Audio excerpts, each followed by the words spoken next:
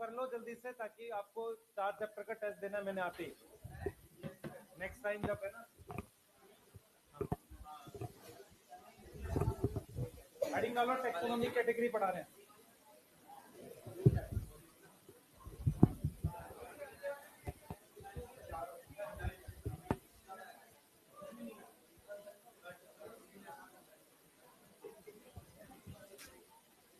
आज जल्दी करो यार, तुम इतना घूमते रहते हो क्या।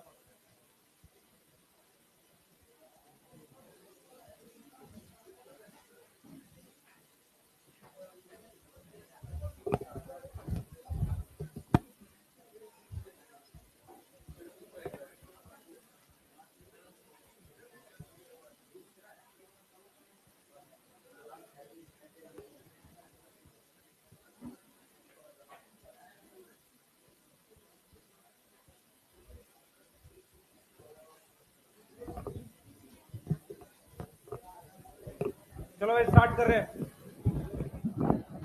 ये पीछे वाले सारे आगे आएंगे अब जल्दी से, पीछे वाले सारे आगे आ जाओ भाई जल्दी। 2 मिनट के अंदर मुझे सारा पीछे का बच्चा आगे चाहिए। अरे यार मैं बिठा रहा हूं, जल्दी आ, इधर आ, जल्दी जल्दी भाग क्या, आजा भाई जल्दी आ, सारे आओ, कोई पीछे नहीं बैठेगा, सब लोग आगे बैठेंगे। भाई तुम चश्मे वाले आ गया, जल्दी। यहां कौन बैठा है, यहां पे जाने दे, आगे आओ तुम लोग सारे। बेटा मेरे को ये लिविंग वर्ल्ड कराना है, मैं ट्राई करूंगा पूरा हो जाए। तुम आगे आओ, दोनों तीनों पीछे बैठे, आगे आओ। ये बैलून लेकर क्यों घूम रहे हो तुम्हें, किसने बोला तुमको 15 का सेलिब्रेट करने के लिए, पढ़ाई कर लो ना तुम लोग, जल्दी आओ। पता नहीं बिना बात के, हाँ ठीक है यार, बहुत आजाद है देश, इतनी आगे आ जल्दी से, पीछे लास्ट। तू भाई आगे आजा, मैं तेरे को कह रहा हूं, उस दिन डेस्क पीट रहा था, नहीं वो पीछे छुप गया, आगे आजा भाई, वो पीछे जा रहा और हाँ आ गया, जल्दी आ गया, कहां जा रहा है, आगे बैठ, बिठा लो भाई इसको। यहाँ कोई बैठा होगा ना, गर्ल्स बैठी होगी कोई, यहाँ बैठ जा, अंदर बैठ जाओ, कोई बात नहीं।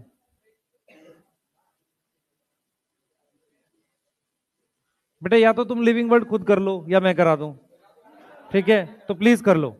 मैं इसका डोपा प्राइम आपको फ्राइडे सैटरडे भेज दूंगा।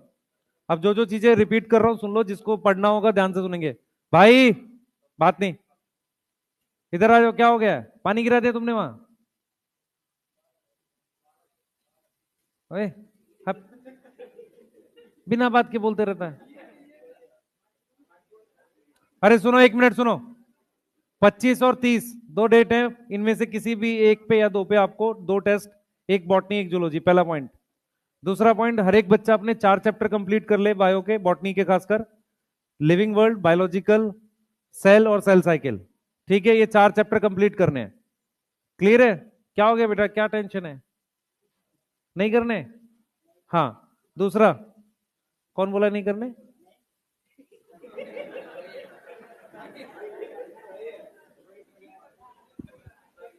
हाँ नेक्स्ट बेटा सुने ध्यान से, सुन लो तुम्हारे काम की चीजें जो है, आप में से सुन लो सारे, आप में से क्वेश्चंस करने के लिए हर चैप्टर के मैं जो 200 150 क्वेश्चंस दे रहा हूं उनको बनाना आपने पहले प्रायोरिटी पे।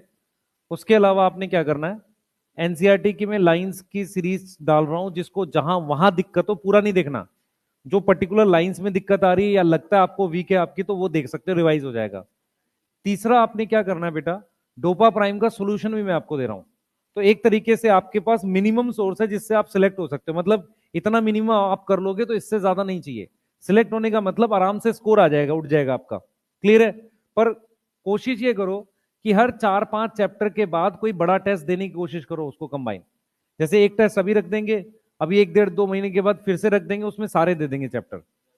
सही है, 8 9 चैप्टर जो भी होंगे वो फिर रख देंगे। उस तरीके से टेस्ट देने की कोशिश करो। क्लियर है? यहां तक समझ में आ रही है बेटा? बोलो। ठीक है, नेक्स्ट कर रहे हैं इसके आगे। अब हमारे पास जो दो टॉपिक इसमें, एक नॉमेनक्लेचर है और एक टैक्सोनॉमिक कैटेगरी है। मैं पहले टैक्सोनॉमिक कैटेगरी कराना चाह रहा हूं क्योंकि ये थोड़ा मुश्किल है, तो ये आसानी से आपको कर ले जाओगे। मुश्किल है इसलिए अभी कर रहे हैं। ठीक है, सही है। यहां पर कुछ वर्ड्स हैं जो मैंने यहां लिखे हैं, ये मुझे सारे वर्ड समझाने हैं इस पे। यहां पर जो हमने वर्ड्स लिखे हैं, ये सारी लाइनें आपको समझ में आनी चाहिए। एक बार रीड कर लो। मैं इससे स्टेटमेंट वाइज क्वेश्चन, हेडिंग डालो टैक्सोनॉमिक कैटेगरी पढ़ रहे हैं। जल्दी बैठ जा भाई। टैक्सोनॉमिक कैटेगरी पढ़ रहे हैं। इन लाइनों को पढ़ो जो लिखी हुई है बोर्ड पर। आपको इनसे क्या समझ आ रहा है, मुझे मीनिंग बताओ।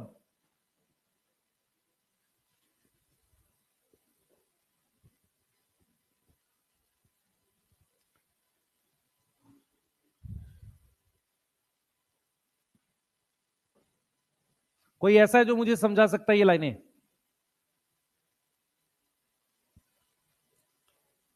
कोई भी? या पहला पैराग्राफ एनसीईआरटी का पढ़े और वो समझाए टैक्सोनॉमिक कैटेगरी का। एनसीईआरटी का टैक्सोनॉमिक कैटेगरी का पहला पैराग्राफ जल्दी से।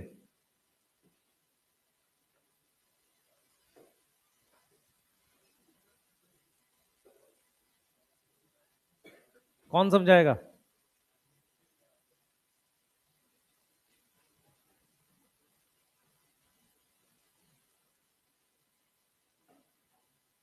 पहला पैराग्राफ टैक्सोनॉमिक कैटेगरी का। नई वाली एनसीईआरटी पे पेज 6 है, पुरानी वाली में शायद 10 होगा। 10 या 9? 9 है, 8 है। ठीक है, ये लाइनें लिखनी भी है आपको, मुझे मीनिंग समझना है आपसे इसका। इस लाइन का कोई मीनिंग समझा दो मुझे। कौन समझा रहा है? या पहले पैराग्राफ का मीनिंग, कोई भी एक बच्चा। भाई नोट्स लिखा लेकर नहीं, पिटाई कर दूंगा तेरी मैं किस दिन, ध्यान रखियो। क्या कह रहा है? ठीक है, हायरार्की क्या होता है? Taxonomy, category, rank, taxon, unit of classification, ये सारे वर्ड समझने हमने। यहां से स्टेटमेंट वाइज एक क्वेश्चन आएगा अगर आया तो। सही है, एक स्टेटमेंट वाइज क्वेश्चन बन सकता है। ठीक है, एक बार समझते हैं इसको।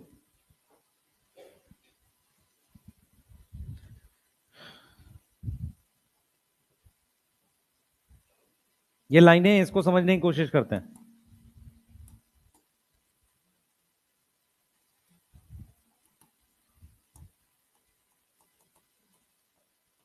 ये किंगडम है,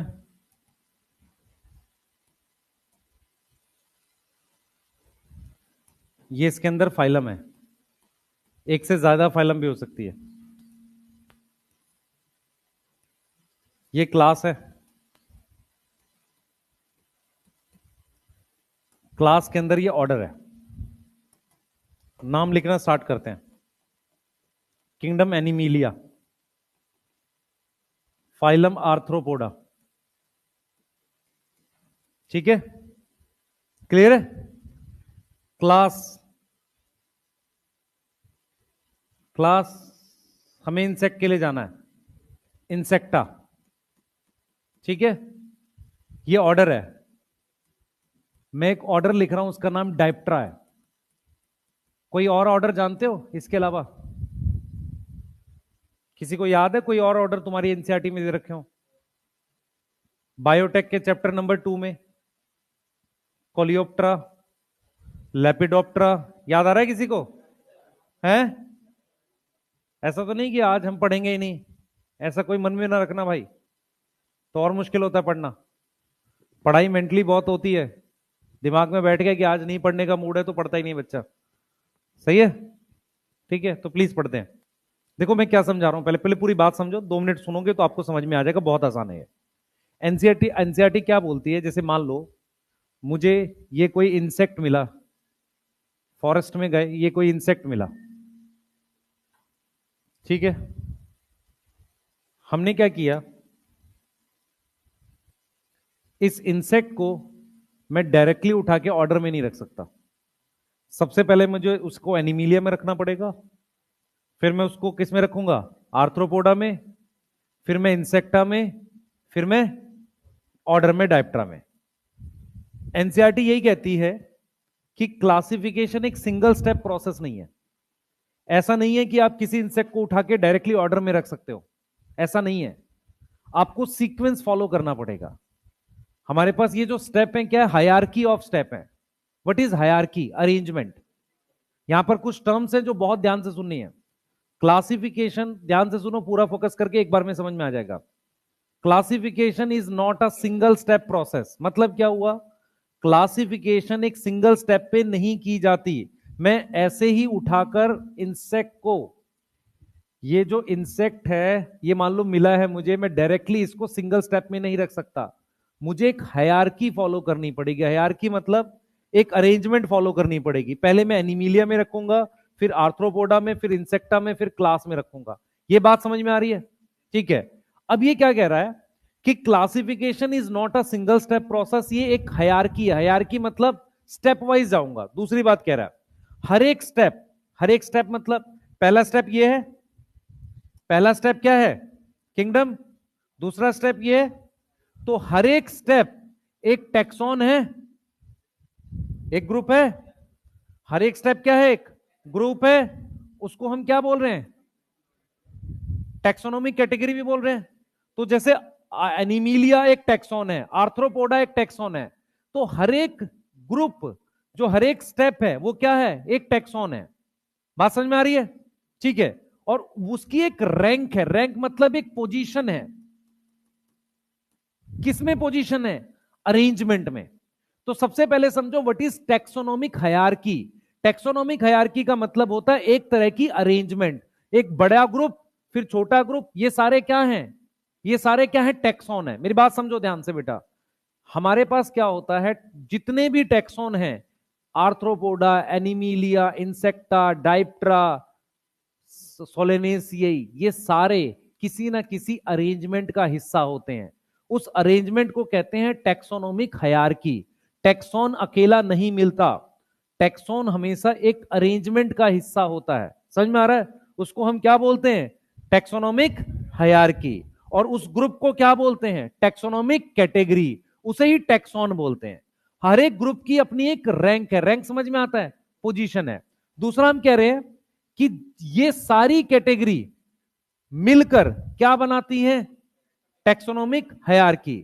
अकेली कैटेगरी नहीं, ये सारी कैटेगरी को ले लोगे तो क्या बन जाएगी, टैक्सोनॉमिक हायरार्की। हायरार्की मतलब अरेंजमेंट। तो आपको ये कह रहा है कि आपको कोई नया इंसेक्ट और प्लांट मिला है, आप उसे क्लासिफाई करना चाहते हो, ग्रुप में रखना चाहते हो। आप ये सिंगल स्टेप में नहीं कर सकते, आपको कई स्टेप में जाना पड़ेगा। सबसे पहले स्टेप में सबसे बाहर वाले ग्रुप में रखोगे, किंगडम में, ऐसे करते करते जाना पड़ेगा। ये जो स्टेप्स हैं ये रियल में ऑर्गेनिज्म है। मतलब फॉर एग्जांपल मैं आपको एक उदाहरण से समझाता हूं। एनसीईआरटी ने बाद में बोला है कि ये जो टैक्सोनॉमिक कैटेगरीज हैं, एनिमीलिया और इसके बाद आर्थ्रोपोडा, ये रियल बायोलॉजिकल एंटिटी है। मतलब ये वो जीव हैं जो सच में मिलते हैं। ऐसा नहीं है कि ये सिर्फ नाम है। फॉर एग्जांपल मान लो मैं आपसे कहता हूं कि एक क्लास है जिसे मैं क्लास 10th कह रहा हूं, उसमें एक रूम है जिसके बाहर एक बोर्ड लगा हुआ है क्लास 10th, तो वो तो एक दीवार है ना। दूसरा क्या हो सकता है कि क्लास 10th क्या हो सकता है, ये वो बच्चों का ग्रुप हो सकता है जिसने 9th क्लास पास कर ली है। दूसरा वो क्या कर रहा है, वो 10th की बुक पढ़ रहा है। समझ में आ रहा है? उनका एक एज ग्रुप है। इसका मतलब ये हुआ क्लास 10th को देखने का दो नजरिया है। पहला नजरिया ये कि एक रूम को क्लास 10th कह सकते हैं, या ऐसे बच्चों के ग्रुप को क्लास 10th कह सकते हैं जिसके कुछ कॉमन फीचर हैं। सही है, जिन्होंने 9th पास करी है, जिनके पास, समझ में आ रहा है, जिन्होंने क्या करी है, 9th पास करी है। सही है। दूसरा हम कह रहे हैं कि उन्होंने, उनके पास क्या है, कुछ मतलब कॉमन फीचर है, वो 10th की एनसीईआरटी पढ़ रहे हैं। जैसे आप जो हो, ये रूम क्या है, ये कोई लिविंग चीज थोड़ी है, लेकिन इसमें जो बच्चे बैठे हैं उन्होंने 12th पास करी है, एक कॉमन एग्जाम के लिए पढ़ रहे हैं, कॉमन सब्जेक्ट पढ़ रहे हैं, तो they are real biological entity. ये सच की एंटिटी है, ना कि सिर्फ एक वैसे ही दिया हुआ नाम है, मतलब एक रैंडम ग्रुप नहीं है। क्लियर है? तो ये सारे वर्ड्स हमें समझने हैं। जैसे फर्स्ट, ध्यान सुनेंगे, every taxonomic category is part of taxonomic hierarchy, एक स्टेटमेंट ये आ सकती है, समझ में आ रहा है? दूसरी statement, taxonomic categories are unit of classification, एक क्लासिफिकेशन का क्या है? यूनिट है, या यूनिट ऑफ टेक्सोनोमिक हायरार्की। जिन बच्चों को ये वर्ड परेशान कर रहा है, टेक्सोनोमिक हायरार्की, हायरार्की का मतलब होता अरेंजमेंट, किसी को प्रॉपर सीक्वेंस में लगाना, बड़ा ग्रुप छोटा ग्रुप, ऐसे समझ आ रहा है? बोलो, ठीक है। उसके बाद क्या कह रहा है? हर एक कैटेगरी एक यूनिट है किसकी? क्लासिफिकेशन। क्लियर? ये वर्ड्स हैं जो आपको ध्यान रखने, इनसे स्टेटमेंट वाइज क्वेश्चन बनेगा। जैसे क्या, देखो ये लिखा, देखो बेटा, classification is not a but it involve, ये समझ में आ रहा है? हायरार्की समझ में आया? ठीक है, जहां पे हर एक स्टेप क्या रिप्रेजेंट कर रहा है? कैटेगरी और रैंक मतलब position. Since category is a part, ये जो कैटेगरी है किसका पार्ट है? ओवरऑल अरेंजमेंट का। भाई ये कैटेगरी एक अरेंजमेंट का पार्ट है, इसलिए इनको क्या नाम दे रहे हैं? सही है। और उस अरेंजमेंट को क्या नाम दे रहे हैं? ठीक है। अब मैं आपसे बोल रहा हूं, more than one taxonomic category is known as, मैं वर्ड यूज कर रहा हूं टैक्सॉन, मैं वर्ड यूज कर रहा हूं कैटेगरी, मैं वर्ड यूज कर रहा हूं यूनिट ऑफ क्लासिफिकेशन, और लास्ट वर्ड यूज कर रहा हूं टैक्सोनोमिक हायरार्की। समझ आ रहा है कैसा क्वेश्चन बन सकता है? बोलो बेटा, क्वेश्चन समझ में आ रहा है? तो इस तरीके से वो इसको इंटरप्रेट करेगा, अगर करेगा तो। ऑल्दो ये लाइनें बहुत मुश्किल नहीं है, सिर्फ समझने के ऊपर है। आपको टैक्सॉन समझ आना चाहिए, टैक्सोनोमिक कैटेगरी समझ में आनी चाहिए, और ये भी समझ में आना चाहिए कोई कैटेगरी अकेले नहीं मिलती, वो एक अरेंजमेंट का हिस्सा होती है, उसे कहते हैं टैक्सोनोमिक हायरार्की। याद हो रहा है? ठीक है। उसके बाद क्या कह रहा है? सिंगुलर को टैक्सॉन कहते हैं, प्लूरल को टैक्सा। कह रहा है each category is a unit of classification, एक क्लासिफिकेशन का हिस्सा है। रिप्रेजेंट अ रैंक, रैंक मतलब पोजीशन। सही है। अब देखो ये आगे क्या कह रहा है? आगे कह रहा है taxonomic categories and hierarchy can be illustrated bye an example, मतलब हम एग्जांपल से बता रहे हैं। जैसे इंसेक्ट एक ग्रुप है जिसके क्या है? कॉमन फीचर, जैसे jointed legs. Insect are recognizable concrete object, मतलब इंसेक्ट सच में होता है, ऐसा नहीं है कि सिंपल एक नाम बोल दिया। And can be classified and दस वर गिवन अ रैंक और कैटेगरी, मतलब कोई भी ऐसी चीज जो सच में होती है, उसके कोई फीचर है, उसको हम क्या दे सकते हैं? रैंक या कैटेगरी दे सकते हैं कोई। और देखो ये क्या लिख रहा है, कैटेगरी फर्दर डिनोट रैंक, इसका मतलब हर कैटेगरी की एक पोजीशन है, कैटेगरी फर्दर डिनोट रैंक, वो कैटेगरी रैंक बता रही है। सही है। अब ये लाइन है जिसको आपको ध्यान रखना है, last line, each category are distinct biological entity, मतलब हर कैटेगरी सच के ऑर्गेनिज्म है, सच सच में कुछ है ऑर्गेनिज्म, ना कि सिंपल ग्रुप है। मियरली अ मॉर्फोलॉजिकल एग्रीगेट, मतलब एक सिंपल सा ग्रुप नहीं है। रियल में आर्थ्रोपोडा कुछ होता है, रियल में एनिमिलिया कुछ होता है, मेरी बात समझ पा रहे हो? रियल में पैंथेरा कुछ होता है, ये क्लियर है? ये रियल के ऑर्गेनिज्म है, ना कि सिंपल क्या है, एक ग्रुप बना दिया है। क्लियर? अब ये इंग्लिश के कुछ खतरनाक शब्द लिखे हैं, मेरे हिसाब से वो इसी के अराउंड आपसे पूछ लेगा, उसको पूछना होगा, इसी में पूछेगा, दो ही चीजों पे, hierarchy, taxon, unit of classification, taxonomic category, इन्हीं पे कर लेगा वो। क्लियर है? और क्वेश्चन आएगा स्टेटमेंट वाला, नोट कर लो, क्वेश्चन लिखते हैं। लिख लिया सबने? कुछ बच्चे लड्डू जलेबी के चक्कर में आए थे आज, है ना? कोई बात नहीं बेटा, हाँ मिलेगा मिलेगा। कौन है, किसको खाना? इधर आ जाओ। हाँ तू आगे था। हाँ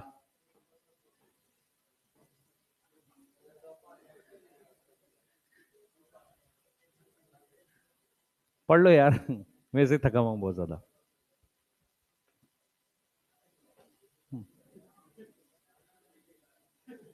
क्या कह रहा है, गाना गाने के लिए? हाँ, अभी गाना गाएंगे बेटा।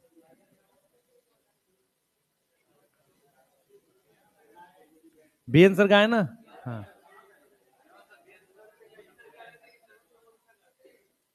तुम्हें तुझे ऐसा लगा कभी है? हाँ बेटा, आ रहा हूं, रुक जा। क्या कह रहा है? हायरार्की और हायरार्की और देख, सिस्टमैटिक होता है अरेंजमेंट। अब अगर मैं उसको इस तरीके से अरेंज करूं कि एक प्रॉपर तरीका दिखे कि बाहर एनिमीलिया और वो टेक्सोनोमिक हायरार्की होती है। सिस्टमैटिक्स तो क्या होता है कि जरूरी नहीं है कि तू क्या करे उसको, मतलब जैसे सिस्टमैटिक्स क्या होगा, जो क्लोजली रिलेटेड है उसको साथ रख ले। पर सिस्टमैटिक्स में जरूरी नहीं है कि पूरी क्लासिफिकेशन में। तेरे को एक डायग्राम से समझाता हूं। हाँ बेटा, सेम है, टेक्सोन और कैटेगरी सेम है, पर ऐसी कैटेगरी जिसके कुछ फीचर हो और वो साइंटिफिक हो, बायोलॉजिकल चीजें, उसे टेक्सोन कहते हैं। इधर देख बेटा, मैं क्या बोल रहा हूं, मेरी तरफ देख। मैं तुझे ये कह रहा हूं कि सिस्टमैटिक्स ये कहता है कि जिसका कॉमन एंसेस्टर हो वो पास होने चाहिए। ये कोई क्लासिफिकेशन नहीं है, ये सिर्फ इतना कहता है कि वो पास होने चाहिए। लेकिन ये जो टेक्सोनोमिक हायरार्की है ना, ये प्रॉपर एक अरेंजमेंट बनी हुई है। जैसे यहां पर मेरे पास इस पॉइंट पर क्या है मुझे पता नहीं, इसका पिछला पॉइंट क्या है मुझे पता नहीं। मेरी बात समझ में क्या कहना, मैं ये कह रहा हूं सिस्टमैटिक सिर्फ इतना कहता है कि वो दो ग्रुप पास होने चाहिए जिनका कॉमन एंसेस्टर हो। सही है, ये कहता है। लेकिन टेक्सोनोमिक हायरार्की क्या है? एक प्रॉपर अरेंजमेंट है किसकी? टेक्सॉन की। टेक्सॉन, कैटेगरी, और हर टेक्सॉन एक यूनिट है क्लासिफिकेशन का। ये फर्क है। ठीक है, तो ये समझ तो आया नहीं, पर कोई दिक्कत नहीं, चला लेंगे। ठीक है, तो जो पूछ रहा है उसको नहीं पूछना चाहिए, बता रहा हूं क्यों, क्योंकि वो उसमें क्या होगा, खुद कंफ्यूज हो जाएगा। तो अभी सिर्फ ये याद रख, दो ग्रुप जो रिलेटेड हैं उनका कॉमन एंसेस्टर सिस्टमैटिक्स की बात कर रहे हैं। ये वाली बातें समझ में आ गई? क्वेश्चन लिखेंगे, चलो जल्दी करो बेटा।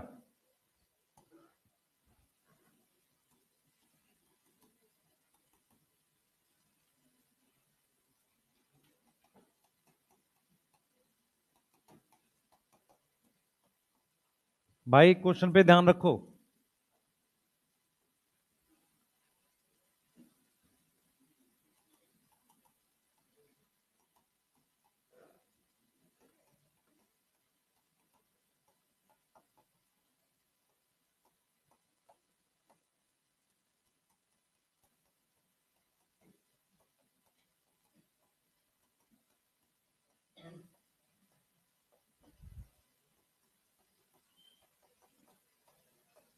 क्वेश्चन पे ध्यान रखो भाई, करो जरा, फर्स्ट सेकंड में से करो। मेरी बात सुनो ध्यान से। एनिमिलिया एक टेक्सोनोमिक कैटेगरी है। प्लांटाई, फंजाई, ये सारी किंगडम दे रखी है। ये हायरार्की नहीं बनेगी। हायरार्की के लिए ये किंगडम है। एंजियोस्पर्म में ही क्या है हमारे पास? क्लास होता है या फाइलम होता है? डिवीजन कर लो, और ये क्या होगा? क्लास। तो यहां अरेंजमेंट बन रही है। मेरी बात समझो ध्यान से। ये तो सिंपल क्या है, किंगडम्स है, किंगडम है ना। यहां तो कोई अरेंजमेंट बन नहीं रही, यहां अरेंजमेंट बनेगी। प्लांट, किंगडम, फिर डिवीजन, फिर क्लास। यहां तो अरेंजमेंट बन रही है ना। तो जब अरेंजमेंट बनेगी तो हम उसको क्या बोलेंगे? Taxonomic hierarchy.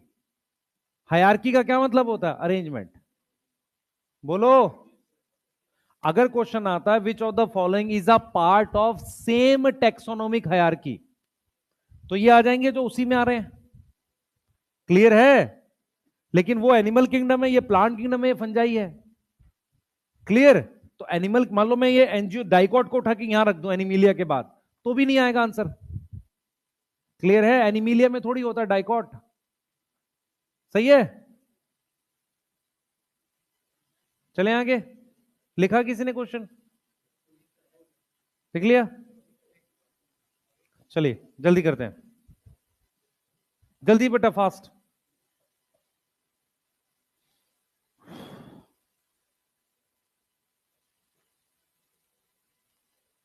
हाँ भाई, ऑब्लिगेट कैटेगरीज क्या होती है? 7 कैटेगरीज हैं ऑब्लिगेट। हमारे पास 7 ऑब्लिगेट कैटेगरीज हैं, लिख लो। कोई लिख रहा था, लिख लिया सबने? अरे कोई लिख रहा है? हाँ बेटा बोल। देख मेरी बात सुन, कैटेगरी मतलब ग्रुप, टेक्सोनोमिक कैटेगरी का मतलब एक ऐसा ग्रुप जिसमें हमने एक प्लांट या एनिमल को रखा हुआ है और उसके कुछ फीचर है। सही है। रैंक का मतलब उस हायरार्की में उसकी कुछ पोजीशन है, तो वो टेक्सोन को भी बोल सकते हैं, क्योंकि ऐसा कोई टेक्सोन होता ही नहीं कि जिसकी किसी हायरार्की में पोजीशन ना हो। समझ? Rank, unit of classification, taxon, taxonomic category सब एक है। उसको सोच ऐसे कि जो टेक्सोन होता है या टेक्सोनोमिक कैटेगरी होती है वो बिना हायरार्की के होती ही नहीं है। हायरार्की समझ में आता है? ऐसा कोई टेक्सोन ही नहीं है जो किसी अरेंजमेंट का पार्ट ना हो। ये क्लियर है? नहीं तो वो होगा क्यों? अरे समझ में आया नहीं आया? बोलो। ऐसी कोई कंट्री नहीं होगी ना जो अर्थ पे ना हो। अगर अर्थ पे है तो होगी कंट्री। मेरी बात समझ पा रहे हो? अब सुनो आगे ध्यान से क्या है।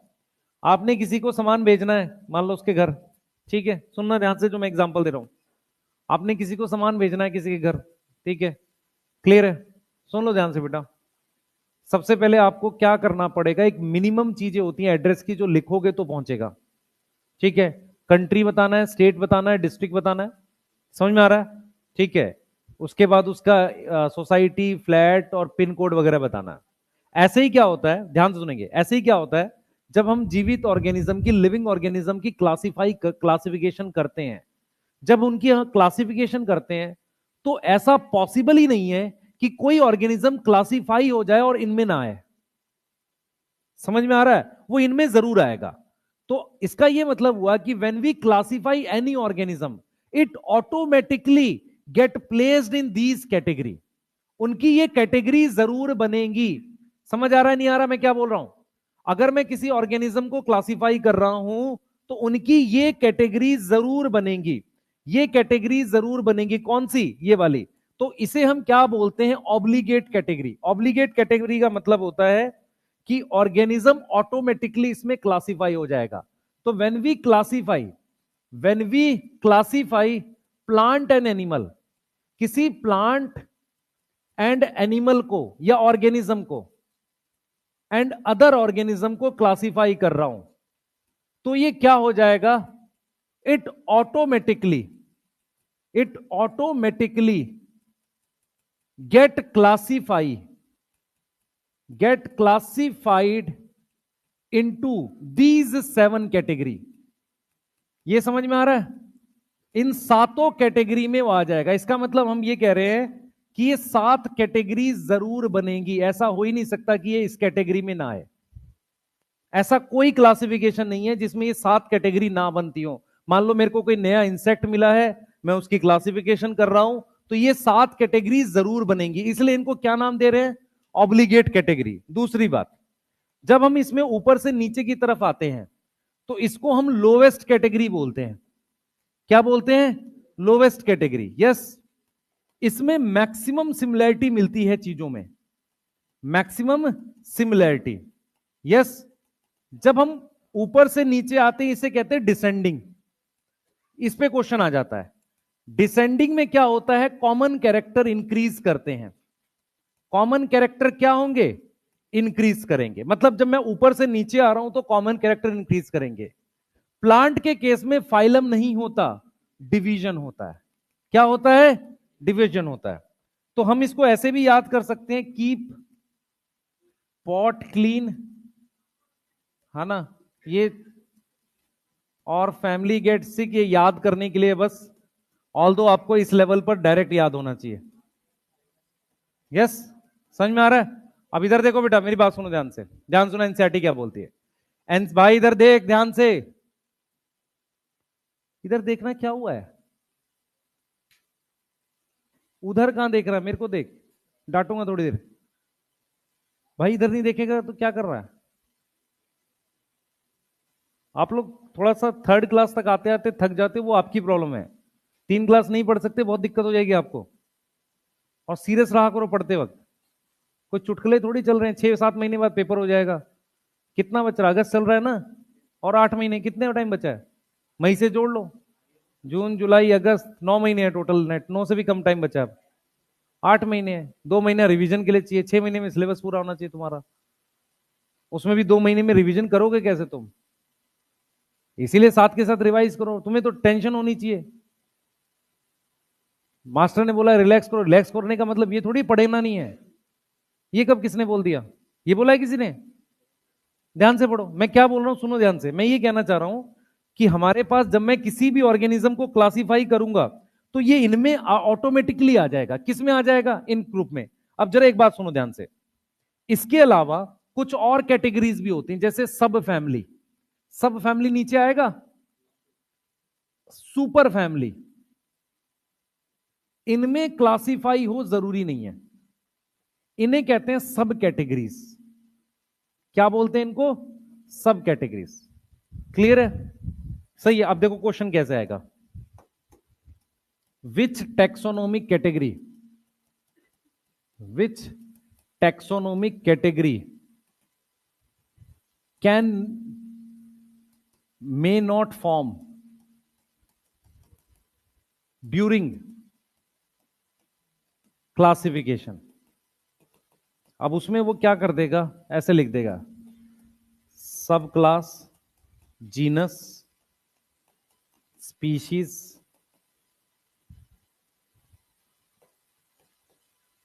ऑर्डर। सब क्लास आ जाएगा आंसर। ये जरूरी नहीं है कि बने। समझ में आ रहा है? बोलो। अब जरा एक क्वेश्चन ये देखो,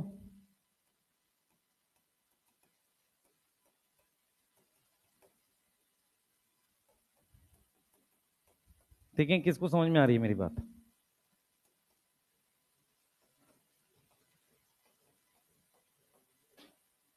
बोर्ड पे ध्यान दो बेटा।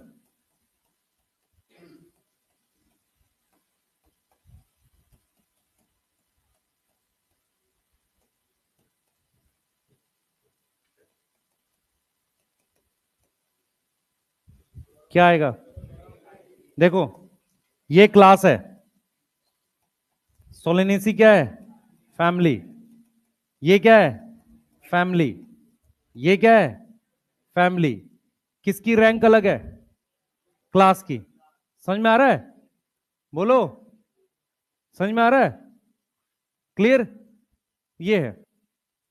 तो क्लोरोफाइसियाई क्लास है, बाकी फैमिली है, तो रैंक किसकी अलग है? फैमिली की अलग है। रैंक समझ में आता है? पोजीशन क्लासिफिकेशन में। ये दो क्वेश्चन समझ में आए हैं? बोलो बेटा, पूछ सकते हो, डाउट आए तो पूछो। दो डिवीजन है पर वो सब कैटेगरीज है। सब कैटेगरी क्या होती है? ये वो कैटेगरीज होती हैं जिनमें क्लासिफाई होगा नहीं होगा ये कंपलसरी नहीं है। ये बनेंगी नहीं बनेंगी हर क्लासिफिकेशन में जरूरी नहीं है, लेकिन ये 7 जरूर बनेंगे। ठीक है? ऐसे ही सब क्लास क्या होगा? क्लास के नीचे। सुपर क्लास क्या होगा? क्लास के ऊपर। पर ये बनेंगी नहीं बनेंगी कंपलसरी नहीं है, पर ये 7 जरूर बनेंगे। क्लियर है? बोलो। मान लो मैं लिख दूं which of the following tax on not form in classification of angiosperm है, उसमें मैं कुछ ऑप्शन दे दूं, तो फाइलम वहां ध्यान रखना है प्लांट्स में नहीं होता। समझ में आ रहा है? वहां वर्ड क्या यूज करते हैं? डिवीजन। डिवीजन किसके लिए यूज करते हैं? प्लांट्स के लिए। किसको नहीं समझ में आ रही ये बातें? ये बात समझ में आई? आप किसी का एड्रेस लिख रहे हो तो मिनिमम कुछ चीजें होती हैं जो लिखनी पड़ती हैं, उसके अलावा एक्स्ट्रा आप लिख दो, आपकी मर्जी है। चौराहे के पास, पीपल के पेड़ के पास, जो भी लिखना है वो एक्स्ट्रा चीजें हैं, वो क्या होगी? सब कैटेगरी जैसे। लेकिन कुछ मिनिमम होगा जो जरूर लिखना है। ऐसे ही जब किसी ऑर्गेनिज्म को क्लासिफाई करते हैं तो मिनिमम वो ये 7 ग्रुप में जरूर क्लासिफाई होता है। क्लियर है? बोलो। ये 7 में जरूर आएगा। पूछो, अब कुछ पूछना है किसी को? डिक्रीज होगा, सॉरी इंक्रीज होगा। मैंने क्या लिखा है? इंक्रीज लिखा, कॉमन कैरेक्टर बढ़े, इंक्रीज होगा बेटा। बच्चे स्पीसीज में ज्यादा कॉमन कैरेक्टर हैं एज कंपेयर टू किंगडम। तो नंबर ऑफ ऑर्गेनिज्म देख रही है, अगर मैं ऊपर जाऊंगा तो नंबर ऑफ ऑर्गेनिज्म बढ़ेंगे, नीचे आऊंगा तो कॉमन कैरेक्टर बढ़ेंगे। फॉर एग्जाम्पल ऐसे समझ, ह्यूमन और कैट, सही है? ह्यूमन और कैट क्या कॉमन है? मान लो किंगडम कॉमन है या क्लास कॉमन है, मेमिलिया। ठीक है। अब मैं बात कर रहा हूं कैट और लॉयन, उनकी फैमिली कॉमन है, तो उनमें ज्यादा कॉमन कैरेक्टर ना, तो जैसे जैसे हम नीचे आएंगे तो कॉमन कैरेक्टर क्या होंगे, बढ़ेंगे। क्लियर है, बोलो, सही है। स्टार्ट कर रहे हैं स्पीशीज से।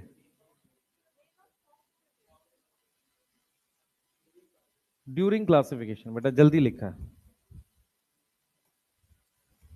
वो लैटिन में लिख दिया। हाँ, तुम लोग को पता नहीं चल रहा होगा, लिखो भाई जल्दी।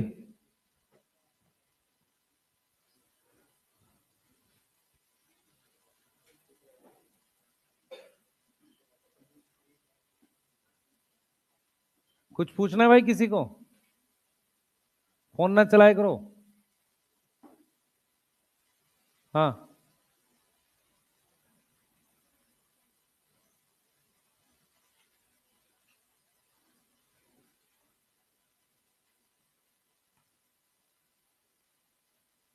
चलो।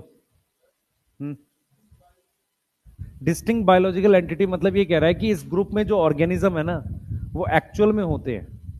डिस्टिंक्ट बायोलॉजिकल एंटिटी का मतलब होता है रियलिटी में मिलते हैं, ना कि सिंपल ऐसे हमने ग्रुप बना दिए। जैसे फॉर एग्जांपल मैंने क्या एग्जांपल दिया आपको, कि मान लो मैं कह रहा हूं ड्रॉपर बैच, तो ड्रॉपर बैच में रियल के ऑर्गेनिज्म है, ऐसा थोड़ी कि हमने सिर्फ एक ग्रुप बना के छोड़ दिया, तो उनकी कुछ अपने फीचर है। सही, फीचर के हिसाब से ऑर्गेनिज्म का ग्रुप है।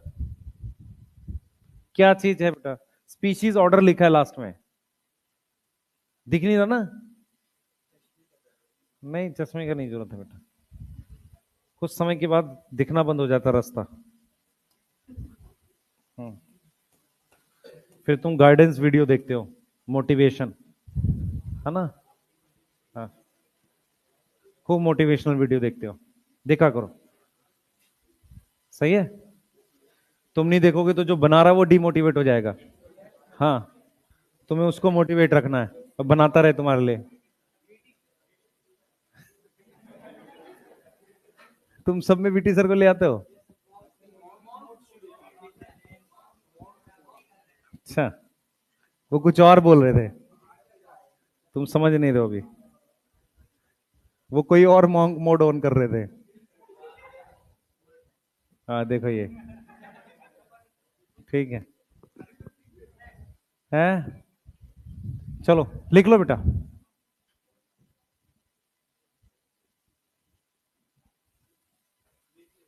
लिख लिया बेटा, एक टेबल लिखवा रहा हूं, मुझे वो टेबल अभी याद चाहिए, मेरे हिसाब से वही है पूरा ये आगे का टॉपिक। ये टेबल नहीं लिखवा रहा, चिंता ना कर, मैं अपनी लिखवाऊंगा अलग, उसी से सारी चीजें हो जाएंगी। उसको लिखवाना स्टार्ट करते हैं। लिख लिया?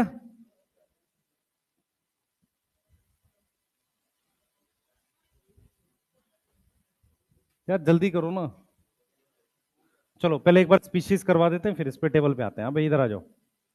टेक्सोनोमिक स्टडी, हाँ भाई इधर देखो, taxonomic study of all known, और ये क्या कह रहा है, लाइन पढ़ो पहले, प्लीज फोकस करो बोर्ड पे जो इधर उधर देख रहे हैं। Taxonomic study of all known organism have led to the development of common category. मतलब क्या हुआ, जब आपने कुछ पढ़ाई करी, जब आपने क्या किया, ऑर्गेनिज्म को क्लासिफाई किया, टेक्सोनोमिक स्टडीज का मतलब होता है क्लासिफाई किया, तो ये कैटेगरी बनेंगी, किंगडम, फाइलम, ये सारी कैटेगरी ऑटोमेटिकली बनेंगी। समझ आ रहा है, ये कह रहा है, लिखा हुआ है तेरी एनसीईआरटी में, मैं वही पढ़ा रहा हूं। All organism those in plant and animal kingdom as lowest category, कौन लोवेस्ट है, स्पीशीज। स्पीशीज क्या है, लोवेस्ट कैटेगरी है, सही है। उसके बाद हमें पहले एक बार स्पीशीज पढ़ना, आओ हेडिंग डालो स्पीशीज, ये काम का पैराग्राफ था जो मैंने बताया अभी। हाँ भाई, स्पीशीज क्या होता है भाई? Species organism with fundamental similarity या individual, individuals show similar morphological character, बाहर के दिखने वाले कैरेक्टर मॉर्फोलॉजिकल मिलते जुलते हैं, उनको सेम स्पीशीज कहते हैं। स्पीशीज का मतलब होता है इनमें मैक्सिमम समानता होती है। स्पीशीज में क्या होती है? मैक्सिमम सिमिलरिटी होती है ऑर्गेनिज्म में। ये समझ में आ रहा है? अब आ जाओ, एक बूढ़े से आने आदमी की बात करते हैं। डायग्राम दे रखा है, उसका चित्र बना रखा, अर्नस्ट मेयर। ठीक है, अर्नस्ट मेयर। ठीक है, ये आपके लिविंग वर्ल्ड के स्टार्टिंग में फोटो दे रखी है। इन्होंने क्या किया था बेटा, इनको हम कहते हैं डार्विन ऑफ 20th सेंचुरी। क्या बोलते हैं? Darwin of 20th century. इनको कुछ प्राइज वाइज भी मिला है। इन्होंने जो सबसे इंपॉर्टेंट कंट्रीब्यूशन है जो हमारे काम का है, इन्होंने एक डेफिनेशन दी थी स्पीशीज की।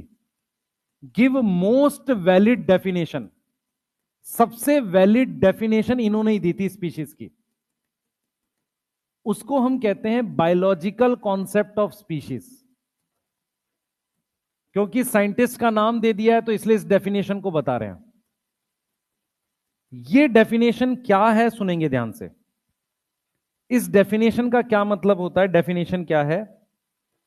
डेफिनेशन है कि स्पीशीज क्या होता है? Is a group of similar individual. Group of similar individual. ठीक है, स्पीशीज क्या है? Group of similar individual which can interbreed. जो क्या कर सकता है? इंटरब्रीड कर सकता है and produce fertile young one. कैसे बच्चे बना रहा है? Fertile young one. मेरी बात सुनो ध्यान से। ये जो डेफिनेशन, पहले सुन लो फिर लिखना। देखो, स्पीशीज की अलग अलग परिभाषाएं हैं। सबसे वैलिड डेफिनेशन अर्नस्ट मेयर ने दी है, जिसे हम क्या बोल रहे हैं? Darwin of 20th century. इन्होंने जो परिभाषा दी थी, बोला था स्पीशीज एक जैसे दिखने वाले ऑर्गेनिज्म है जो आपस में रिप्रोड्यूस करके उस तरह का ऑर्गेनिज्म बनाते हैं जो आगे जनरेशन बढ़ा सके। क्लियर है? सही है। अब मैं आपसे एक सवाल पूछूंगा। यहां पर एक वर्ड आता है कि अगर मुझे किसी कॉमन ग्रुप ऑफ इंडिविजुअल से नई स्पीशीज बनानी है तो क्या होना कंपलसरी है? उनके बीच में रिप्रोडक्शन बंद हो जाए। मतलब ये देखो, ये सेम स्पीशीज के मेंबर थे, माउंटेन आ गया, इसकी वजह से कुछ यहां रह गए, कुछ यहां रह गए। इनके बीच में क्या नहीं हो रही है? रिप्रोडक्शन नहीं हो रही है। कुछ टाइम के बाद ये अलग स्पीशीज बन जाएंगे। समझ आ रहा है? ये बात समझ पा रहे हो? मेरा कहने का मतलब यह है कि अगर आपसे कोई पूछे स्पीशीज बनने के लिए सबसे जरूरी क्या है, ज्योग्राफिकल आइसोलेशन या रिप्रोडक्टिव आइसोलेशन? Reproductive isolation. ये वर्ड अपने दिमाग में रखना, क्योंकि क्वेश्चन ये आएगा कि अर्नस्ट मेयर की जो परिभाषा थी वो किस पर आधारित थी कि स्पीशीज, दो अलग अलग स्पीशीज आपस में क्या नहीं कर सकती? रिप्रोड्यूस नहीं कर सकती। दूसरा, जब आप एवोल्यूशन पढ़ोगे तो वहां ये बताया जाएगा नई स्पीशीज बनने के लिए कंपलसरी क्या है कि जो मेंबर अलग हो वो आपस में रिप्रोड्यूस ना कर सके। तो कंपलसरी कंडीशन क्या है नई स्पीशीज बनने की? Reproductive isolation. समझ आ रहा है? बोलो। ये तुम्हें क्लास 10th में पढ़ाया था। एक पहाड़ आ गया, दो बीटल है ना, वो अलग स्पीशीज बन गई। फिर एक कौवा आया, उसने कुछ बीटल उठा के यहां डाल दी, उससे क्या हुआ? रिप्रोडक्शन हो पा रहा है, नई स्पीशीज नहीं बन पाएंगे। समझ आ रहा है? तो नई स्पीशीज बनाने के लिए क्या होना कंपलसरी है? रिप्रोडक्टिव आइसोलेशन होना कंपलसरी है। और इसकी जो परिभाषा देखो वही कह रही है। परिभाषा क्या कह रही है? Group of individual which can interbreed. मतलब उनको स्पीशीज बोलेंगे जो इंटरब्रीड कर सके, जो नहीं कर सके उनको स्पीशीज नहीं बोल, अलग स्पीशीज होगी। तो इसका मतलब ये डेफिनेशन किस पर बेस्ड है? Definition based on reproductive isolation. क्या ये बात समझ में आई है? ये एनसीईआरटी में नहीं दे रखी, मैं एक्स्ट्रा बता रहा हूं। रीजन क्या है? अंकल जी की फोटो दे रखी है, वो पूछ देगा। समझ में आ रहा है? और क्योंकि जेनेट उसमें एवोल्यूशन में नई स्पीशीज बनाने का तरीका ही रिप्रोडक्टिव आइसोलेशन है। समझ आया? बेटा देखो मेरी बात सुनो ध्यान से। जो निग्रॉइड हैं और जो अलग अलग ब्री वो हैं, क्या बोलते हैं, रेस हैं, वो हैं होमोसेपियंस। समझ में आ रहा है? उनमें कोई रिप्रोडक्टिव आइसोलेशन नहीं हुई है। लेकिन रिप्रोडक्टिव आइसोलेशन होने का मीनिंग ये हुआ कि अलग हो जाने का मतलब ये कि अब उनमें रिप्रोडक्शन नहीं पॉसिबल है। क्लियर? अब जैसे मान लो हम हॉर्स और डंकी के क्रॉस से म्यूल बना रहे हैं, पर म्यूल की आगे जनरेशन नहीं बढ़ रही है, इसलिए वो दो अलग अलग स्पीशीज हैं। समझ आ रहा है? जेनेटिव उसमें एवोल्यूशन में याद रखना, नई स्पीशीज बनाने के लिए क्या चाहिए? ठीक है, वो जो पहाड़ बनाया था वो क्या था? Geographical isolation lead to reproductive isolation. नहीं समझ में आया? पहले उनको ज्योग्राफी से दूर किया, दूर कर दिया उन्हें, उसके बाद वो ऑटोमेटिकली रिप्रोड्यूस करना बंद कर देंगे। समझ आया नहीं आया? बोलो। ठीक है, अब मैं कुछ स्पीशीज के एग्जांपल लिख रहा हूं, देखें कितने लोगों को याद है ये नाम। हाँ भाई, पैंथेरा, हाँ टिग्रिस, और पैंथेरा लियो, पैंथेरा पार्डस, हाँ भाई आगे, बस चलो। होमोसेपियंस, और कोई इंसेक्ट्स? मस्का डोमेस्टिका, ये नाम तुम्हें याद रखने हैं। हाउस फ्लाई, आ जाओ। सोलेनम, नाइग्रम, यस, सोलेनम, मेलेनोजीना, और सोलेनम। ये नाम समझ आ रहे हैं? देख लो,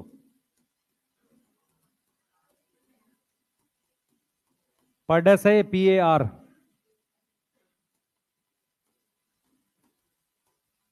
मस्का डोमेस्टिका क्या है?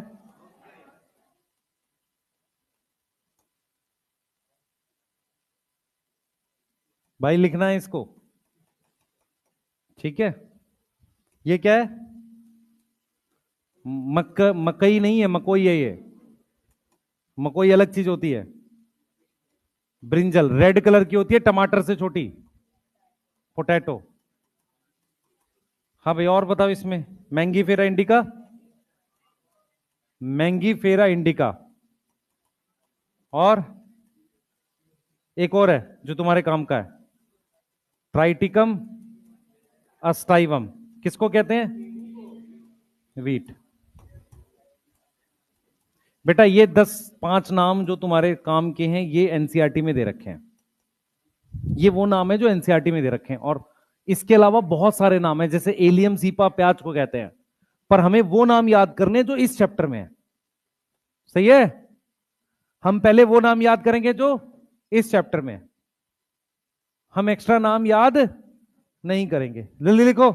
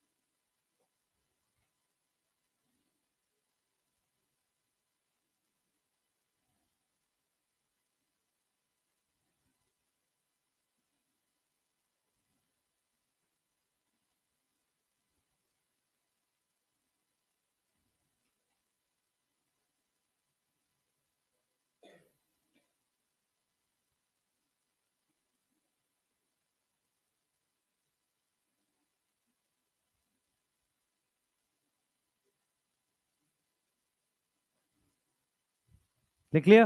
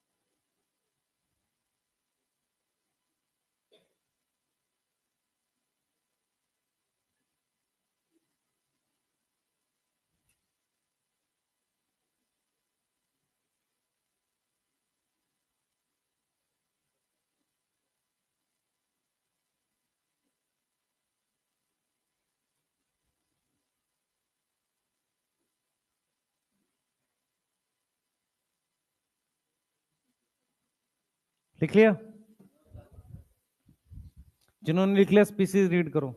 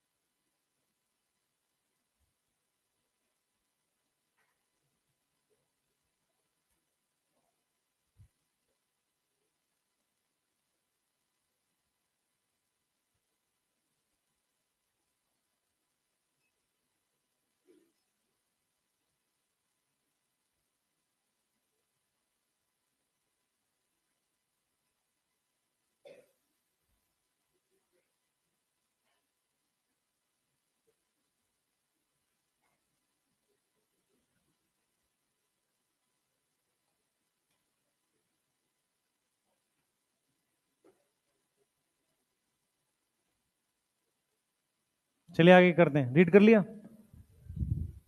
बेटा? पढ़ लो स्पीसीज। मैं टेबल बनाने जा रहा हूं जो आपके लिए इंपॉर्टेंट है, उसी से सारा कुछ आएगा। भाई बात मत करना, पढ़ उसको। कितनी बात करेगा? सेम हॉस्टल में रहते हो तुम दोनों? अलग अलग में हॉस्टल में रहते हो कि घर में? अच्छा, तो नंबर एक्सचेंज कर लो, बात किया करो। है क्या चीज? एपीथेट। एपीथेट वो होता है, अच्छा अभी नॉमेनक्लेचर नहीं पढ़ा है ना। जैसे ये हम क्या लिखते हैं, देख बच्चे इधर देखो सारे, देखो मैंगीफेरा इंडिका ये स्पीशीज है। यस, ये क्या है? स्पीशीज है। मैंगीफेरा जीनस है। इंडिका अकेला कुछ नहीं होता, उसको हम स्पेसिफिक एपिथेट बोल देते हैं। मेरी बात सुनो, जैसे मान लो एपिस इंडिका हनी भी है, सही है? मैंगीफेरा इंडिका मैंगो है, तो इंडिका वर्ड का कोई अपना तो मीनिंग है नहीं, तो उसको स्पीसीज ना बोल के हम क्या बोल देते हैं? Specific epithet. मतलब वो जीनस के साथ लगता है लास्ट में। तो जब मैं स्पीसीज लिखूंगा तो ये दोनों होने चाहिए। जब मैं मैंगीफेरा लिखूंगा तो वो क्या है? जीनस है। लेकिन जब मैं इंडिका अकेला लिख रहा हूं तो वो स्पेसिफिक एपिथेट है। तो ऐसे लैप ये टिग्रिस लियोपार्डस ये सब क्या है? स्पेसिफिक एपिथेट है। इनका अकेले कोई मीनिंग नहीं है जब तक आगे जीनस ना लिखा हो। ये समझ में आ रहा है? इनडायरेक्टली बोले पर उसका अकेले कोई मतलब ही नहीं है भाई। इंडिका अकेले कोई मतलब नहीं है जब तक उसके आगे क्या ना लिखा हो? जीनस ना लिखा हो। क्योंकि आगे एपिस भी लिख सकते हैं और मैंगीफेरा भी लिख सकते हैं। क्लियर है?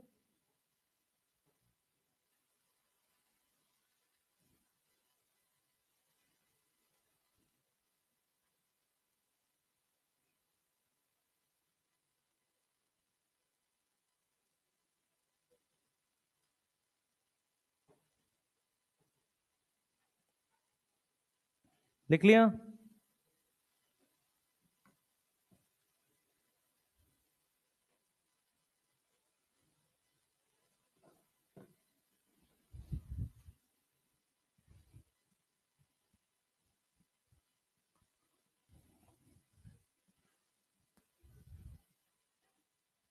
बस भाई बात नहीं करो, पूछो मेरे से कुछ पूछना। ये लिख लिया?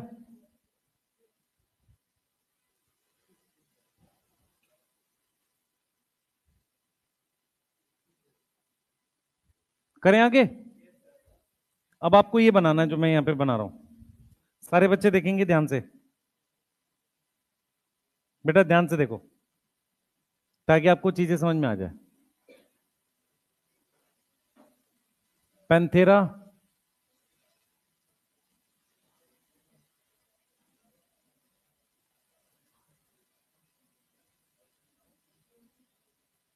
प्लीज ध्यान से सुनो। या हमने लियो लिखा है, यहां टिग्रिस लिखा है और यहां पार्डस लिखा है। इन सब का एक कॉमन जीनस है, सॉरी, इनका कॉमन जीनस है पैंथेरा। ठीक है, पैंथेरा क्या हो गया, जीनस हो गया। ऐसे ही हमारे पास कैट का जीनस होता है फेलिस। ये कैट है, समझ में आ रहा है? फोकस करो बोर्ड पे, अगर ये याद नहीं हुआ कि नंबर नहीं आएंगे चैप्टर के। तो भाई क्यों सो रहा है तू, क्या हुआ है तुझे?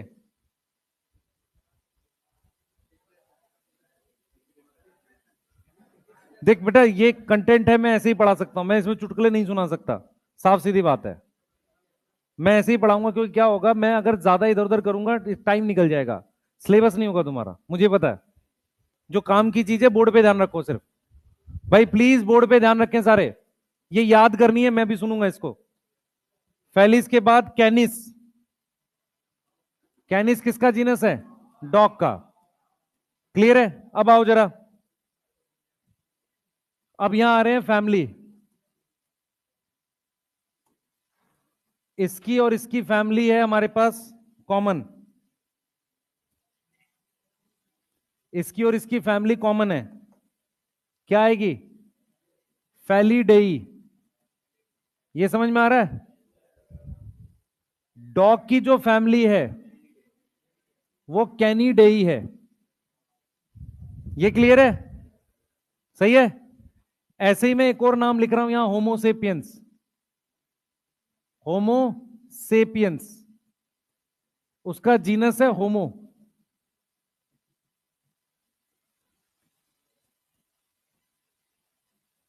उसकी फैमिली है होमोनिडेई।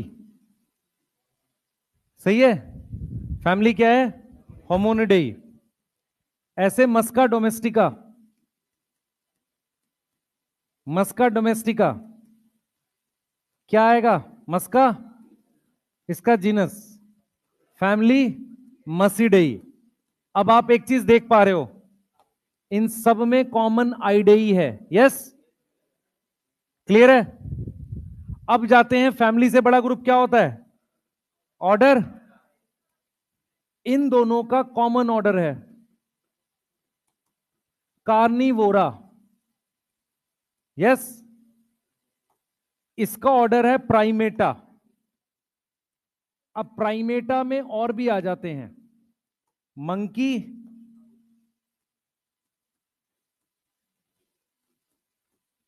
Gorilla, Gibbon, मसीडेई, डायप्ट्रा। ये समझ में आ रहा है? आप में से बहुत सारे बच्चे इसको ऐसे याद करते हैं सीधा, ये याद ही नहीं होगा सीधा। आपको इस तरीके से याद करोगे, ये लंबी लाइन से नहीं याद होगा। आप इसको इस तरीके से अगर याद करने की कोशिश करेंगे, जो आपके पास टेबल बनी हुई है, ऐसे नहीं याद होगा।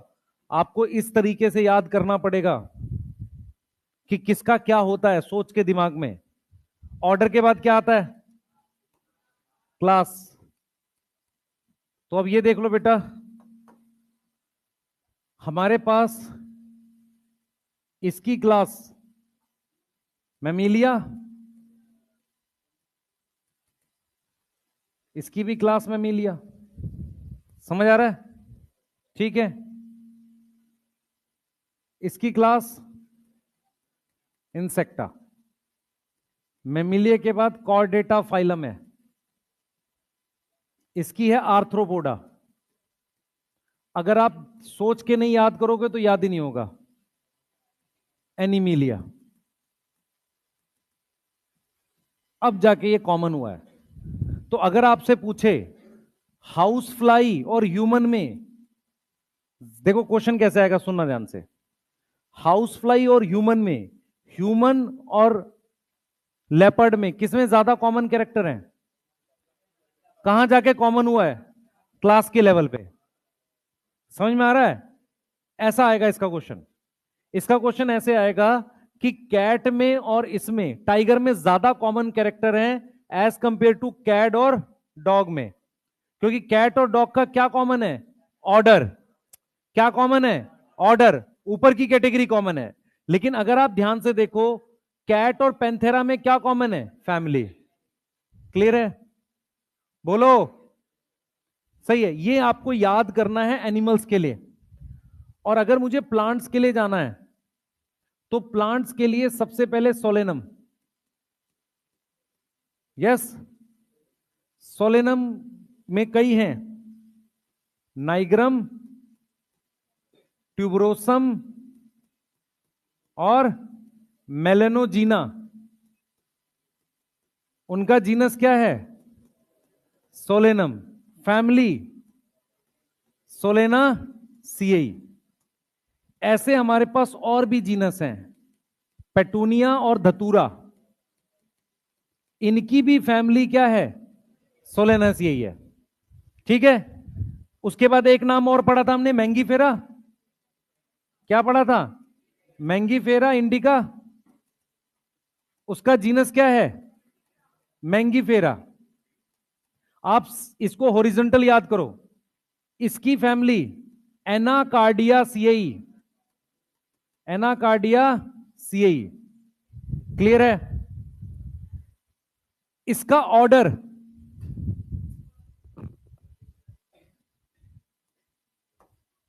इसका ऑर्डर होगा पॉलीमोनियल्स।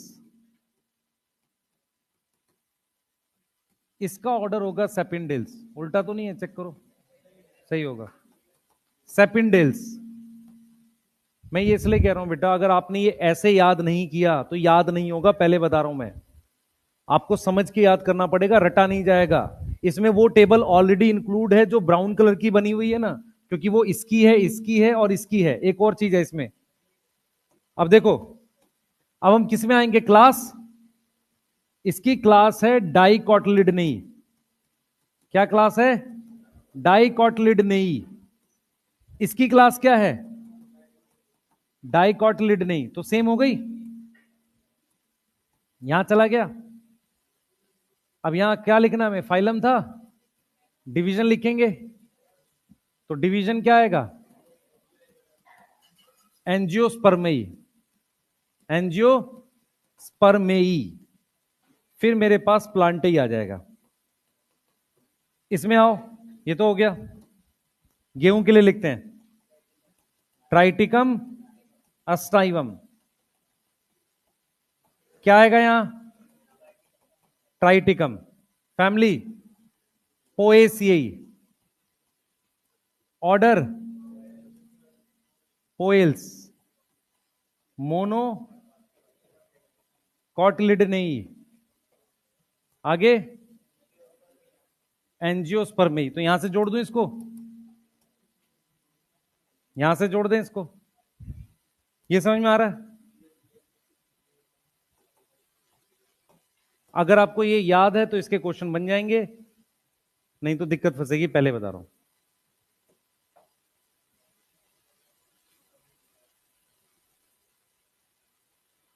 ये है, इसमें वो टेबल ऑलरेडी इंक्लूड है जो 4 वाली है ना, वो वाली इसी में है? क्या दिया हुआ है? क्या चीज बेटा? वीट। ये तो है ना ट्राइटिकम अस्टाइवम, उसका नाम है ना वीट, उसका नाम नहीं लिखा हमने। ट्राइटिकम अस्टाइवन का कॉमन नाम वीट है ना। इनके नाम लिख ले नीचे, वीट लिख ले। इसको वीट कह रहे हैं ना बेटा, इसको क्या कह रहा है? मैंगो। यही लिखा है ना बस, बाकी ठीक है। कोई बिना देखे बना सकता है ये? प्लांट का, एनिमल का याद करना पड़ेगा ये, नहीं तो भूल जाओगे। हाँ, क्योंकि इसी से आएगा क्वेश्चन, ये वाला पार्ट जो है इसी से क्वेश्चन आएगा, और इससे 30-40 क्वेश्चन बन सकते हैं आराम से। बेटा 30-40 क्वेश्चन अलग अलग टाइप के बना जा सकते हैं इससे।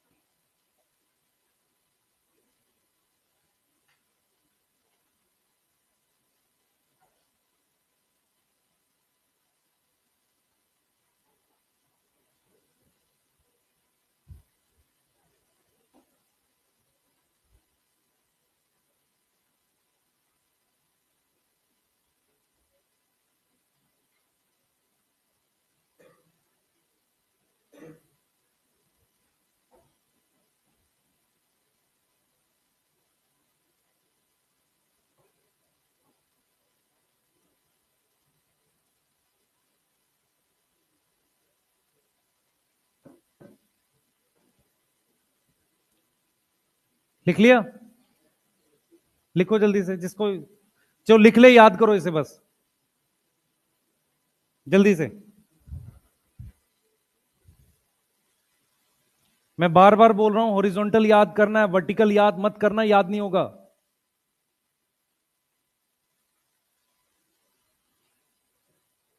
सोलेनेसी के अलावा एक फैमिली और होती है जिसमें फ्लावर्स होते हैं, कॉनवुल वुलासिएई, उसका और इसका कॉमन ऑर्डर है। सफिक्स देखो, एल्स लिखा है, एल्स।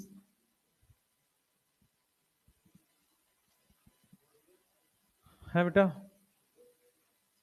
क्या चीज? रोज का रोजेसिएई होती है। अब उसका ऑर्डर तो नहीं पढ़ा हमने, कहां पढ़ा है सिलेबस में? नहीं। फ्लोरल कैरेक्टर का मतलब जो कॉन्वुलवुलासिएई होती है ना फैमिली, वो फैमिली में फ्लावर्स होते हैं, तो सोलेनेसी में भी फ्लावर होते हैं। तो दोनों को हमने इसलिए कंबाइन कर दिया है क्योंकि जो मिलते जुलते फ्लावर का कुछ करके किया।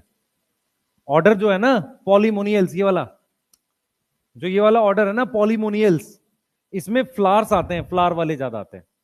को काफी सारे प्लांट होते हैं, जीनिया होता है जिसको सजाने के लिए यूज करते हैं घर में, फ्लावर होते हैं उसके। तो वो सब किस में आता है? कॉन्वुलवुलासिएई में। उसको हमने किसके साथ रख दिया? सोलेनेसी के साथ। किस में रख दिया? पॉलीमोनियल्स में। तो कह रहा है फ्लोरल कैरेक्टर के हिसाब से, फ्लावर के हिसाब से। ठीक है, ये जो टोटल टेबल है ना तुम्हारे पास लिखी हुई है एनसीईआरटी में, छोटी छोटी जगह कहीं कहीं कुछ कुछ करके लिखा है, इसके बाहर से नहीं है कुछ भी है। Panthera pardus leopard, Panthera tigris tiger, leo lion. हाँ भाई, ऐसे कौन से जीनस है जिसकी एक से ज्यादा स्पीशीज है? पैंथेरा और सोलेनम। ऐसे कौन से जीनस है जिनकी सिंगल स्पीशीज है? होमोसेपियंस। होमो जीनस की और भी स्पीशीज हैं, है तो होमो इरेक्टस, होमो हैबिलिस, पर हमें जिंदा स्पीसीज लेनी है, इनमें से कोई भी जिंदा नहीं है अभी। ठीक है, हमें क्या लेनी है? लिविंग। तो होमो हैबिलिस और होमो इरेक्टस क्या है? डेड है, उनके फॉसिल्स हैं हमारे पास।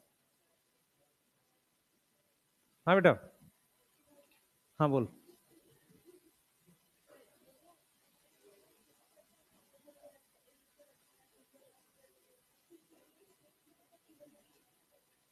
हाँ यही थ्योरी है, यही है। हाँ, ये जो बताया ये एवोल्यूशन में का ही पार्ट बता रहा था मैं। चलो भाई और पूछो,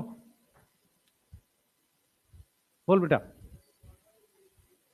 मेरी बात सुन, जैसे हमने क्या किया, हमने सोलेनम नाइग्रम इन सब का जीनस क्या है? सोलेनम है। फिर हमने दो जीनस और ये तीन जीनस का इकट्ठा फैमिली सोलेनेसी है।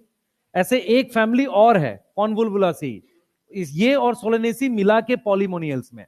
पर इस फैमिली का पीछे क्या है हमने वो सब नहीं बताया। जैसे इन इन जीनस की हमने स्पीशीज तो नहीं बताई, सीधे यहां डाल दिए इसे। समझ आ रहा है? ऐसे ही मैंने प्राइमेटा में सीधे ये डाल दिए, मंकी गोरिल्ला गिब्बन। अब इनके नाम तो नहीं पढ़े, पर क्योंकि ये फैमिली किसकी होती है? मंकी जैसी फैमिली, ह्यूमन वाला। सॉरी, ऑर्डर जो होता है प्राइमेटा क्या होता है? वो ऑर्डर होता है जिसमें मंकी, ह्यूमन, गोरिल्ला ये सब आते हैं। क्लियर है? हम्म। मंकी गोरिल सॉरी, इसको गोरिल्ला को, चिंपैंजी को, ऑरेंगुटन को, इनको क्या बोलते हैं कॉमन वर्ड? एप। एप इनके लिए कॉमन वर्ड है। ठीक है, ऑरेंगुटन क्या होता है? ऑरेंगुटन किसी ने सुना हो? गोरिल्ला चिंपैंजी में फर्क?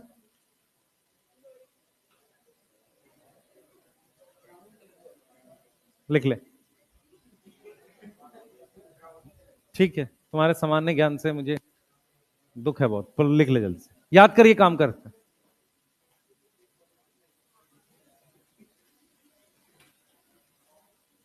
लिख लिया?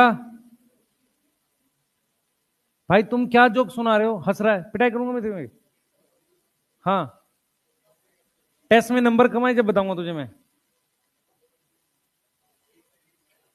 है? कब? 325 है? बाकी कहां गए नंबर? बाकी कहां गए? 360 क्यों नहीं है? है? फिर ऐसा थोड़ी होता है, बात करेगा इसका मतलब तू?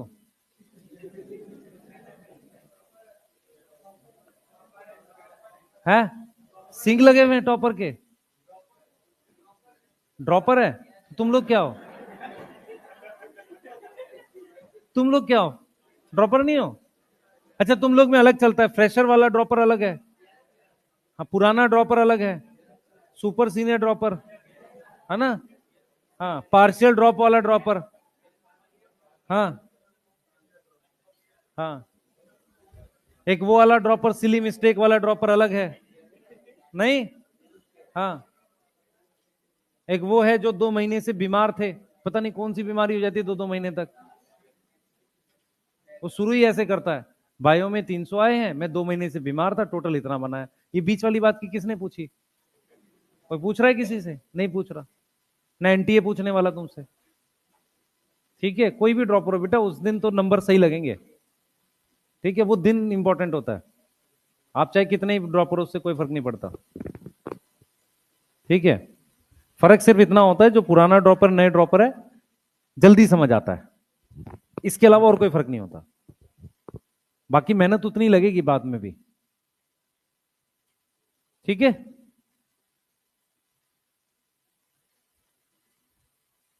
और तुम लोग के पास लाइसेंस अभी 1 2 साल और खराब करने का, जो फ्रेश ईयर के ड्रॉपर है ऐसा दिया हुआ है किसी ने? बोला हुआ है लगाओ अपनी जिंदगी जितनी लगानी है यहीं यहीं खर्च दो, है ना। कितने लोग हैं जो 12th के बाद हैं सीधे? बहुत सारे लोग हैं 12th के बाद इस सीधे अभी कर रहे हैं, इसलिए नहीं पढ़ते हो तुम लोग, हाथ नीचे करो, इसलिए नहीं पढ़ता ना, कहाँ पढ़ता है तू? तेरे चेहरे पे कभी कोई टेंशन ही नहीं दिख रही है, ऐसा लग रहा है वो चाय वाली जो आंटी और फूफा जी थे वो आपके रिश्तेदार है, ये हाल है यार तुम्हारा। भाई सीरियस रहेकर, खुश रहता है हमेशा, नंबर ला, कितना नंबर आया टेस्ट में? बस